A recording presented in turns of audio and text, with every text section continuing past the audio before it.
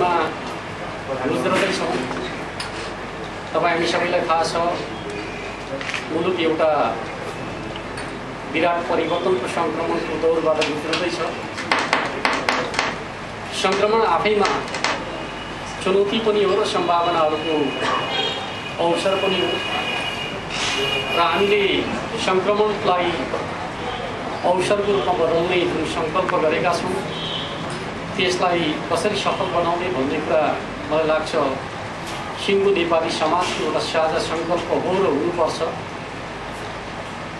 अहिलेको समयमा दुईवटा कुराहरू परस्पर विरोधी कुराहरू एकैचोटि समाजमा छन्। एकातिर मानिसका मनमा विराट परिवर्तनका आकांक्षाहरू छन्। समस्याबाट पीडित रहेका समुदायहरू चाहिँ यो परिवर्तनको प्रक्रियासँगै आफ्नो समस्यालाई सम्बोधन हुने अपेक्षा राखेर त्यसलाई सफल बनाउनुपर्छ भन्ने कोणबाट हेरिरहेका छन् भने अर्कोतर्फ परिवर्तनको प्रक्रियाबाट मुलुक गम्भीर जोखिममा पर्ने हो कि भनेर चिन्ता गर्नेहरू पनि छन्। चिन्ता गर्नेहरू र परिवर्तनको आकांक्षा राख्नेहरू दुवैलाई आश्वस्त पारेर मुलुकलाई परिवर्तनको प्रक्रियामा अगाडि बढाउने खालको कुरा राजनीतिक दलहरूको कर्तव्य हो र मुलुकको परिवर्तनको प्रक्रियामा भूमिका खेल्ने सबै पक्षको कर्तव्य हो भन्ने म ठान्छु। त्यस अर्थमा सञ्चार क्षेत्रले पनि यो एउटा यात्रालाई आफ्नो पनि कर्तव्यका रूपमा बोध गर्नुपर्छ भन्ने कुरा म तपाईँहरूको बिचमा राख्न चाहन्छु। नकारात्मक भूमिकाले समाजमा विश्वास र अविश्वास पैदा गर्छ। सञ्चार क्षेत्रले खेल्ने सकारात्मक वा नकारात्मक भूमिकाले स्वाभाविक रूपमा जनताको मनोविज्ञान तयार गर्नका लागि महत्त्वपूर्ण भूमिका निर्वाह गर्छ। त्यस अर्थमा म के ठान्छु भन्दाखेरि मुलुकलाई परिवर्तनको एउटा सकारात्मक दिशामा अगाडि बढाउनका लागि सञ्चार क्षेत्रले सकारात्मक मनोविज्ञान तयार गर्नका लागि आफूलाई होम्नुपर्छ। सञ्चार क्षेत्रको एउटा साझा मिसन सकारात्मक मनोविज्ञान आशावादिता जागृत गर्ने कुरातर्फ केन्द्रित हुनुपर्छ भन्ने कुरा पनि म तपाईँहरूको बिचमा राख्न चाहन्छु र त्यस दिशातर्फ सञ्चार क्षेत्रको सकारात्मक सहयोग प्राप्त हुने खालको विश्वास पनि प्रकट गर्न चाहन्छु। अहिले सरकार गठन भएको छ जसलाई हामीले लोकतान्त्रिक सरकार भनेर भनेका छौँ। 22 राजनीतिक दलहरूको संयुक्त सरकारको रूपमा यो अगाडि आएको छ। तर हाम्रो चाहना यो सरकारको दायरा त्यति नै सीमित गर्ने होइन। नेपालका प्रमुख राजनीतिक दलहरू त्यसमा नेकपा माओवादी समेत यो सरकारमा सहभागी हुनुपर्छ भन्ने खालको अपेक्षा हामीले राखेका हौँ। तर राजनीतिक घटनाक्रमहरूको एउटा विशिष्ट मोडमा नेकपा माओवादी सरकारबाट बाहिरिनु परेको र तत्काल सरकारमा सहभागी हुने स्थिति नभइरहेको परिप्रेक्ष्यभित्र पनि हामीले राजनीतिक दलहरूका बिचको सम्बन्धलाई सुधार गर्ने र सहकारीको प्रक्रियालाई पुनः आरम्भ गर्ने खालको एउटा अठोट लिएका छौँ र त्यो दिशातर्फ हामी अगाडि बढ्ने कोसिस गर्नेछौँ। सरकार त्यो दिशातर्फ अगाडि बढ्नेछ भन्ने कुरा पनि म तपाईँहरूको बिचमा राख्न चाहन्छु। सङ्क्रमण कालमा जनताले शान्ति सुरक्षाको अनुभूति र अपेक्षा गर्दा रहेछ। सङ्क्रमण कालमा जुन प्रकारका समस्याहरू उत्पन्न भएका छन् त्यसले स्वाभाविक रूपमा जनतामा एक प्रकारका चिन्ताहरू निराशाहरू बढ्दै गइरहेका छन् भन्ने कुरासँग सरकार परिचित छ। त्यहाँ हाम्रो कोसिस जनताको जुन प्रकारको चिन्ता छ निराशा छ त्यसलाई कसरी आशावादितामा रूपान्तरित गर्ने त्यसका लागि महत्त्वपूर्ण पक्ष के हुन्छ भन्दाखेरि राज्यलाई बलियो बनाउनु, राज्यप्रतिको जनताको विश्वास पैदा गर्नु यो महत्त्वपूर्ण कर्तव्य हो भन्ने कुरालाई सरकारले अत्यन्त गम्भीरतापूर्वक आत्मसात गरेको छ र यो सरकारको प्राथमिक कार्य भनेको शान्ति सुरक्षाको अवस्थामा सुधार ल्याउने, राज्यप्रति जनताको भरोसा र विश्वास पैदा गर्ने कुरा रहेको छ भन्ने कुरा पनि म तपाईँहरूको बिचमा राख्न चाहन्छु। त्यसैगरी सरकारले अर्को महत्त्वपूर्ण दायित्वलाई पनि आफ्नो मिसनको रूपमा लिएको छ। त्यो दायित्व भनेको के हो भन्दाखेरि 62-63 ऐतिहासिक परिवर्तन पछाडि हामी जुन प्रक्रियामा प्रवेश गरेका छौँ राज्यको पुनर्संरचना गर्ने, मुलुकलाई एकात्मक राज्यबाट संघीय राज्यतर्फ रूपान्तरण गर्ने यो आफैमा एउटा जटिल कार्य हो र यो गर्नै पर्ने, सम्पादन गर्नै पर्ने ऐतिहासिक अभिवादन पनि हो र यसलाई हामी सहमतिका साथ मात्रै यो अभिवादन पुरा गर्न सक्छौँ भन्ने कुरामा सरकार स्पष्ट छ। त्यस अर्थमा सरकारले राज्यको पुनर्संरचनाको विषयमा सङ्घीय शासनतर्फ मुलुकलाई रूपान्तरण गर्ने विषयमा राजनीतिक दलहरूका बीचको सहमतिको प्रक्रियालाई महत्त्वका साथ अगाडि बढाउनेछ। त्यस अर्थमा नयाँ संविधान निर्माणको कामलाई उसले आफ्नो प्राथमिकताको विषयवस्तु बनाएर अगाडि बढ्न खोजिरहेको कुरा पनि म तपाईँहरूको बिचमा राख्न चाहन्छु।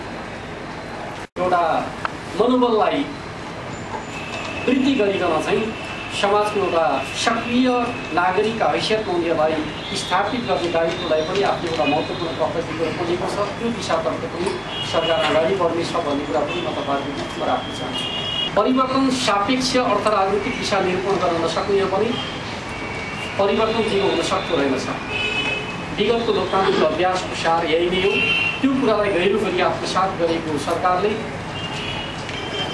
आर्थिक राजनीतिक सुधारका कार्यक्रमहरूको माध्यमबाट परिवर्तनलाई स्थापित गर्ने खालको सोच बनाएको छ।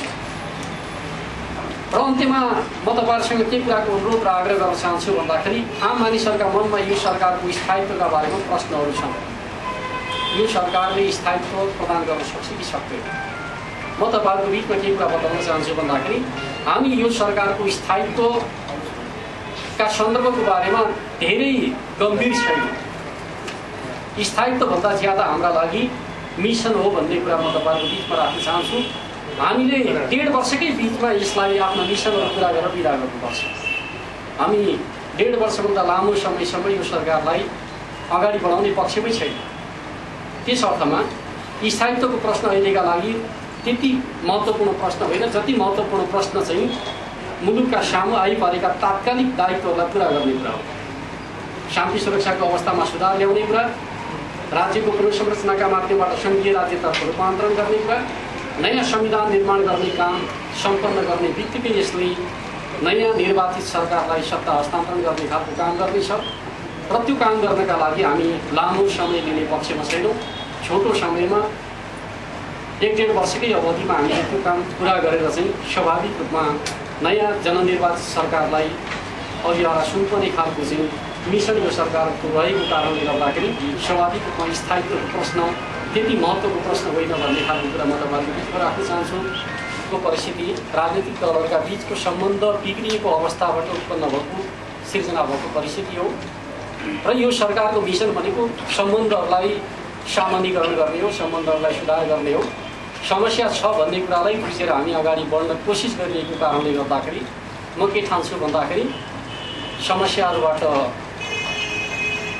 मुक्त हुनका लागि, समस्याहरूलाई समाधान गर्नका लागि हामी सफल हुनेछौँ। त्यो दिशातर्फ नेकपा माओवादीले पनि सहयोग गर्नेछ भन्ने कुरामा सरकारको विश्वास छ।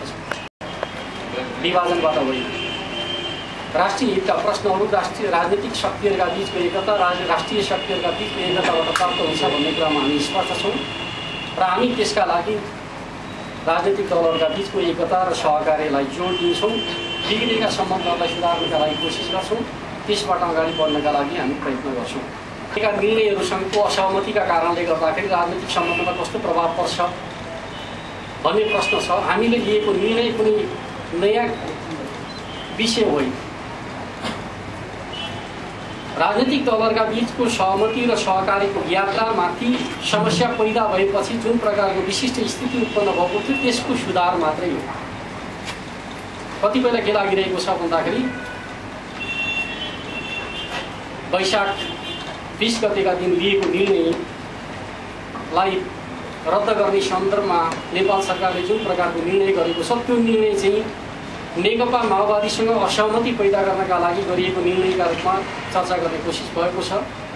नेकपा माओवादीसँग नयाँ सिरामा सम्बन्ध सुधार गर्नका लागि त्यसले बाटो खोल्छ भन्ने मलाई लाग्छ। किनकि त्यो विवाद अन्त्य भएको छ, त्यो घटनाको पटाक्षेप भएको छ र पूर्व अवस्थामा हामी फर्केका छौँ। जुन कारणले विवाद सुरु भएको थियो त्यो विवादको कारण अन्त्य भएर चाहिँ त्योभन्दा पूर्व अवस्थामा सरकार फर्किएको छ। त्यस अर्थमा अब नयाँ सिराबाट अगाडि बढ्नका लागि ढोका खोलेको छ भन्ने म ठान्छु। निर्णयका सन्दर्भमा त्यसलाई रद्द गर्ने खालको काम भएको हो। पूर्ववर्ती सरकारले गरेका अरू कुनै निर्णयहरूलाई सरकारले रद्द गरेको छैन र त्यो गर्ने कुरा पनि होइन। किनकि सरकार एउटा नयाँ सरकार भनेको पुरानो सरकारको विरासत पनि हो। त्यो कुरालाई हामीले राम्रै गरी बुझेका छौँ। अघिल्लो सरकारले गरेका जनताका पक्षमा, राष्ट्रका पक्षमा गरेका कामहरूलाई यसले निरन्तरता दिनेछ भन्ने कुरा पनि म तपाईँहरूको बिचमा राख्न चाहन्छु। र राज्यप्रति विद्रोहीहरूको दृष्टिकोण कस्तो थियो, विद्रोहीप्रति राज्यको पुरानो दृष्टिकोण कस्तो थियो भन्ने कुरालाई सम्झना राख्यो भने अहिले भनिएका जुन भनाइहरू छन्, आवेगहरू छन्, आक्रोशहरू छन्, यी क्षणिक कुराहरू सम्बन्धमा सुधार हुन सकिन्छ भन्ने कुरा नै मुख्य चिज हो। हामी त्यो कुरामा पूर्णतः आशावादी र विश्वस्त पनि छौँ। वार्ता माओवादीसँग सुरु हुन्छ, त्यो त निरन्तर जारी छ, त्यो सुरु हुने विषय होइन। हामी निरन्तर संवादमा छौँ र संवादको एउटा खास बिन्दुमा पुग्यो भने त्यो औपचारिकता तहमा प्रवेश हुनेछ।